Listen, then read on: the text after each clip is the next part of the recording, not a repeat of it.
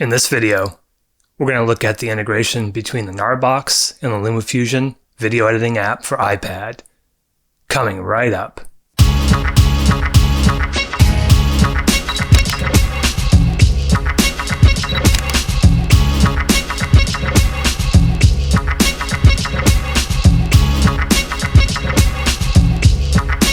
What's up, everybody? Phil with Bull City Pictures here. I wanted to show you the integration between the Gnarbox and LumaFusion. Gnarbox is a great little portable box that allows you to be able to back up your SD cards, micro SD cards. You can also hook up a hard drive.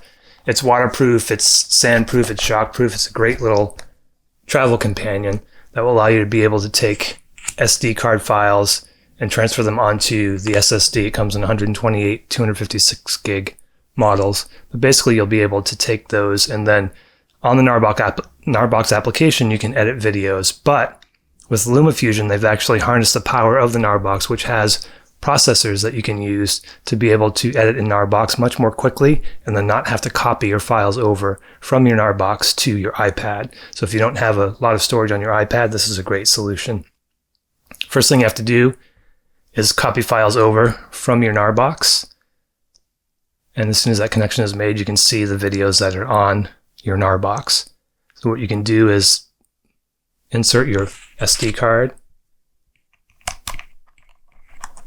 Gnarbox will read that SD card, and then you can look at the files that are on that SD card and copy those over to your Gnarbox, and then you can use those files for video editing.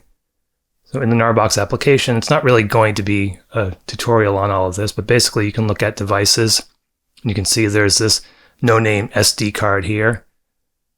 And you can see a bunch of files that are on there, including pictures and videos, and you can filter out what you don't want by tapping on what you don't want and then just highlighting the videos like we have done here. Once you have the videos that you want, you can select all, and then copy those files over. Now that we have the files copied over, I'm going to go ahead and open up the LumaFusion app. And this is a nonlinear editor, kind of like Adobe Premiere or Final Cut. And you can see now that in the sources, you have a Gnarbox listed. So this is connected again directly to the Gnarbox, which is still connected via Wi-Fi. You can select Gnarbox as your source. I'm going to select that second folder that has 15 items in it. And now you can see here all the videos that we have. So what we can do now is tap on the video, and you can see in this video preview window that we have a way to select our in and out points. And I'm going to go ahead and start a new project here. We're going to do 24 frames per second. And this is 4K video. So now that you have your project open, we can go ahead and add files to that project. So two ways you can do that. You can just tap on this, and that will move it down into your timeline, or you can actually trim the video here, selecting your in and out points. So I'm just going to select about where I start talking. Normally I'd be more precise, but to make this video quicker, I'm just going to go through this. So now that I've selected my in and out points, I can tap this icon here, and that will send it to the timeline. And you can see, let me compress this timeline a bit. You can see that that video is downloading, and that there are files that are being downloaded, and you can see the stripes here, and that will let you know that the file has not quite been downloaded yet. So what I like to do from my workflow perspective is just go through and look at each of the files, and let's just assume again for the sake of time that this has been edited with my in and out points, and I just want to add it to my timeline. So you can basically go through each of these files that are here and add them to your timeline. And now you can see that the downloading media is increased to 4 files. One thing that you can do from a workflow perspective while the files are downloading is if you want to add color or you want to edit those in any way, you can just double tap, and that will bring you into your editor. And what I normally like to do just for the stuff is just to add some coloring. So we're going to do some changes to the color, and you can select different types of kind of presets that they have here. You can also add LUTs, We won't get into LUTs today, but if you want to see more videos on LumaFusion, leave a comment below and let me know. We can go into that.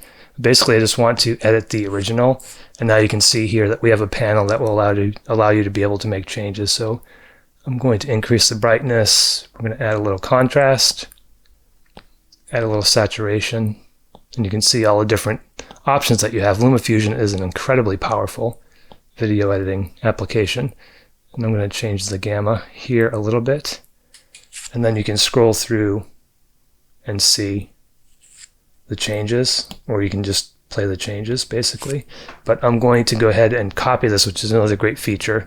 You can copy those changes that you've made, copy those to the clipboard, and now we can go back to the timeline, and you can see that none of the files have completely downloaded yet.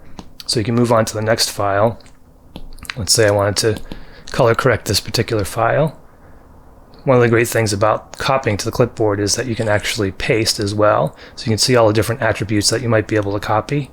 I'm just going to select color and then go ahead and paste, and you can see that that has pasted and the color has changed a little bit.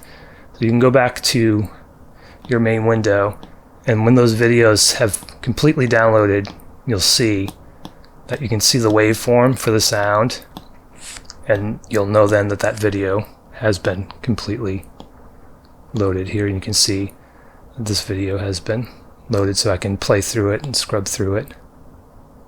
One bug that I did find, and you're actually seeing it here, is if you select in and out points, and this is the first version of this integration, sometimes the sound doesn't actually transfer over for some reason. So you can see here that there's no wave signal. And then if you look at this next clip, you can see that there's a wave signal here. So you can play through, there's no sound here.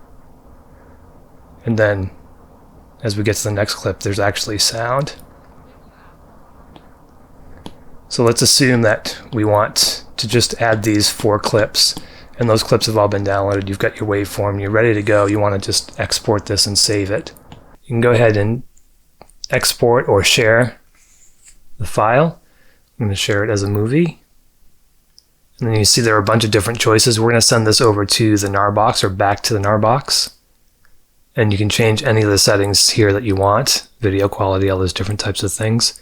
We're going to send this off, give it a name, and now you can see that it's writing the movie. So it's actually looking at rendering the movie right now, and I find it's pretty much 1-to-1. For every minute of video, it takes a minute to render.